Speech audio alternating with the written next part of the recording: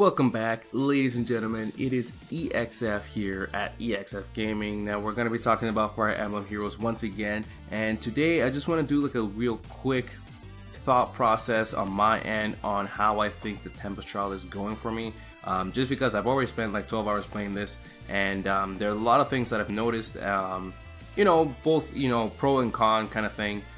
Just my thoughts on how it is going for me, and it might be the same for some of you. So let's get straight into the discussion. Okay, so like my initial thoughts for this, I'll start off with the difficulty. Now the difficulty is extremely high in my opinion. Now this is good and bad. I don't know. It's kind of hard. Like for hardcore players like for myself, it's good that it's actually up at that level, especially on Lunatic, the Lunatic trial. Just because it brings it back like to the old Fire Emblem games where it was really impossible to defeat levels, especially on the harder difficulty. If you remember like the Fire Emblem, the 2003 version, and even Binding Blades, like those two games definitely comes right off the top of my head in the difficulty. Is really high for those two games, and I feel it with the Tempest trial. Definitely reminds me of that. At the same time, another thought that I have here is it kind of gets a little bit annoying playing some of the maps, just because the premise for this is to try to defeat these maps quickly as possible, right? So sometimes in maps your enemies will actually mobilize themselves to not really engage you, but then kind of go in this roundabout way of trying to take out one of your units. So it actually kind of takes away an element on the fact that you need to actually hurry it up. I'm not too sure on that. I mean, some people might disagree on that. Like if you do disagree, just leave a comment down below on why you think you would disagree on that.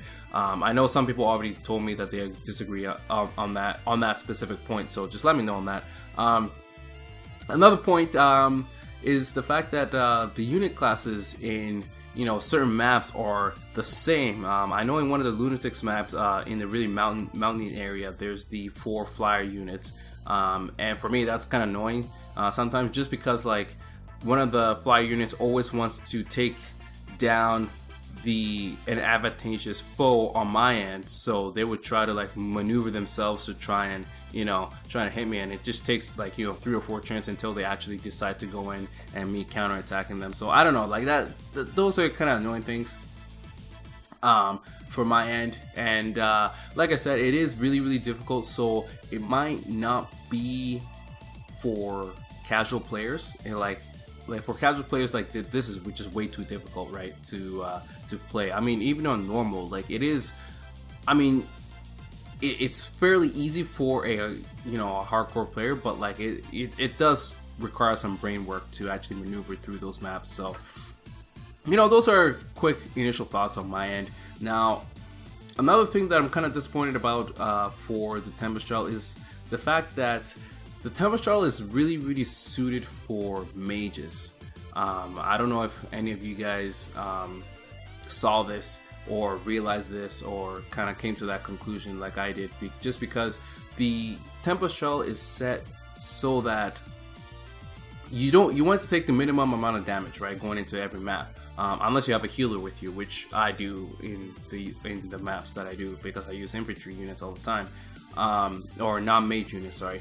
And if you're a mage unit, it's obviously easy to attack without being attacked back. I know one of my friends uses solo mage team, and he's having great success in that, which is fair for him. But like if you're using sword units, just basic sword, lance, axe units, it's kind of difficult because you have to take a hit all the time, unless you're one-shotting, which you most likely will not, because some of these units have health of like 60 to 70, and that you're not one-shotting that at all. You will get counterattacked. And some of them do have sword breakers, lance breakers, axe breakers, and whatnot. So you always got to be careful on how you do maneuver your units. Yeah, so those are quick, on the balancing, I guess, of the game. Like if you could have a way of balancing the units so that infantry can one shot or, you know, have reduced damage. I mean, but again, like that just comes to, you know, your strategy and your build and that kind of thing. So, you know, like I guess I'm just like, you know, complaining for no reason, but you know, that's just my thought. Like that's how I'm, like, my thought process right now. So so moving on, the prizes for the Tempest trial is really good. Definitely one of the best, or no, it is the best prize set for the Fire Emblem Heroes games thus far, just because, you know, every milestone you get in the rewards, you get something, right? And you're getting everything. You're getting orbs, you're getting crystal, you're getting shards, you've got the 4-star mark, the 5-star mark, feathers, you're getting everything that you need. So I think that is really good on the game's part. And also, now the maximum point you can reach is, you know, I'll just say 100,000, just because that's really what it is.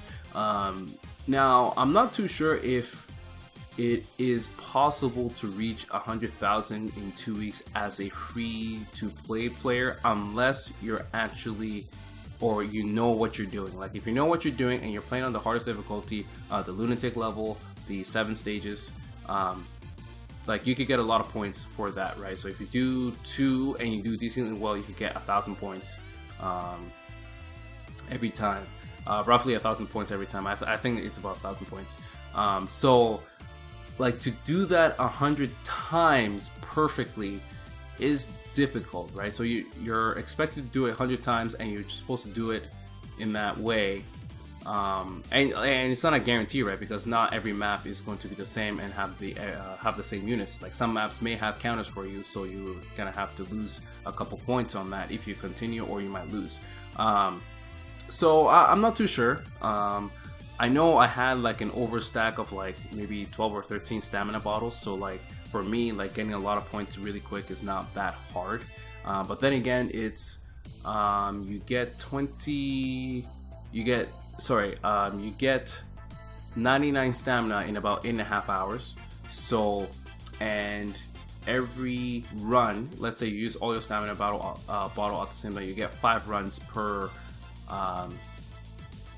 full stamina.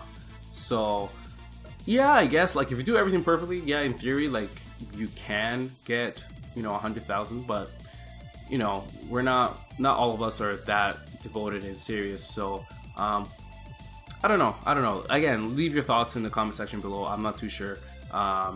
Again, like I have a lot of stamina bottles, so I can definitely get to the 100,000 points. Not that I really want to. I don't think, like, I don't want to devote too much time. Like once I get the 5-star mark, I might just stay casual about it. But yeah, I'm not too sure. And my thoughts on what you need to actually be successful for the Tempest trial. Definitely skills like quick pros, close counter, distant counter. Those are definitely those are key. Like definitely key. I know for myself, I'm using Ryoma, and he's got his Daijinto, which is a distant counter, an inherent distant counter weapon, and I pair that with quick riposte, and I actually pair that with Brasilia as a healer. So Ryoma will never get double shotted, so he'll always get a single shot, and he will counter unless there's a sword breaker, and he'll always counter and always 2-shot kill anything that's not a blue unit. He could double shot a flyer unless they have a sapphire lance, but yeah. So I do that, and then I pair that with Soren as the blue unit killer, and I have Tharja with the red tone breaker to just to kind of clear the triangle on the mage side, because mages are kind of busted in this meta, I guess I could call it. I don't know, meta, sure, Tempest meta, that's what I'll call it. So yeah, and you know, desperation, definitely a key ability there. Dance, of course you'll need a dancer if you're going to use a dancer. I don't use a dancer, I use a healer. I like healers better than dancers. I just feel like dancers are kind of a liability, more of a liability than healers. I know a lot of people are gonna disagree on that, but that's just me. That's how I play the game. Now, Breath of Life is definitely a useful ability for the Tempest meta, as I call it, just because I know a lot of people don't want to run the healer, so using Breath of Life can, like, it's a regen kind of thing, right? Like you can see that kind of thing in Final Fantasy S kind of games. Like you can just get small health little by little, so that you're not dying really quickly, and that really helps with desperation as well. So that, you know, you can kind of keep your health at that level of desperation, and you know, it might save you. You know, you might live on a 1 health after a hit or something like that, right? So it's actually really useful, I think, for the Tempest meta, as I stated before. Blue, green, red tone breakers, definitely key. I think definitely key for mages, especially in the Veronica, the final map with Veronica, just because she is a green mage.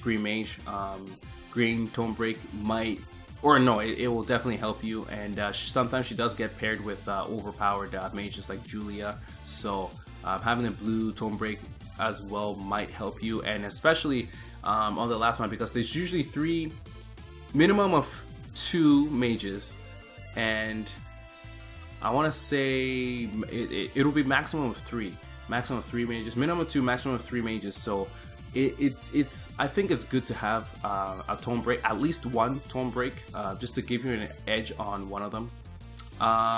Sword, lance, and axe break definitely could be used. I think lance breaker is more useful out of the 3. I think just because I don't know about you guys, but I'm seeing a lot more blue units, so a lot of lances as opposed to swords. And swords can usually beat swords. Axes, right? Like swords are the most common units, right? So then you want to counter that with lances. So then you want to bring axes or green mages, but then there's not a lot of good axe units out there that are highly mobile and, you know, can do really good damage. I mean, Minerva's out there. Hector can't really move as much, so like mobility wise they're not that good, but I mean they're strong. But I don't know, those are my thoughts anyways. Dancer, healer, of course you want to have those. Reposition and swap, I think, are definitely key abilities that you should have for your team, just to make it more easier for yourself to move your units in the Tempest trials, to avoid getting too much damage. So yeah, I think that's all I want to talk about for today. I want to do a more critical analysis on the Tempest trial. I'll be doing that with Porter Logic and Kaylin once again. I know you guys love them, so I love bringing them back and talking to you guys about the of the game, of course. So definitely check that out. It's gonna be out on the weekend or Monday. I'm not too sure. I'll definitely schedule it and I'll let you guys know when it's gonna be up. And also, thank you very much to all those people who have subscribed to me up to this point, and definitely make sure to hit that subscribe button. It means a lot to me. Only kind of content in EXF is the good content, so definitely come back, make sure you subscribe, leave a like, leave a comment on your thoughts on the Tempest trial. Definitely want to hear your thoughts on it, and let's get the discussion going, because there's a lot of people talking about it. I know I've been talking about this Tempest trial with a lot of other people, you know, a lot of strategy, that kind of thing happening right now. So make sure you leave your thoughts down in the section below. Let's get the discussion going. I think yeah, this video has been long enough already, so I think I'm gonna cut it off here. I'll see you guys in my next Tempest trial discussion. Take care. I'll see you in my next installment.